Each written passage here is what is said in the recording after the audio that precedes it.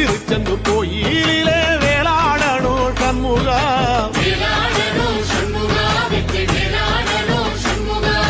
பிள்ளை ஆண்டான் பிள்ளை என வரம் கொடுக்கணும் சண்முகா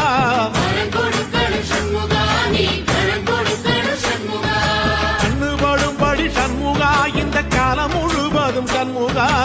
உன்ன நினைக்கிற சண்முகா நல்ல செல்வம் பொழிக்கணும் சண்முகா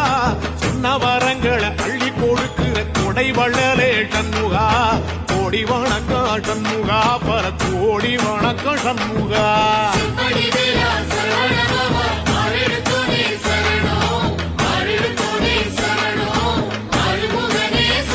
ஐயா மருதமர சத்தியமாகோ அறுபடைய சண்முகா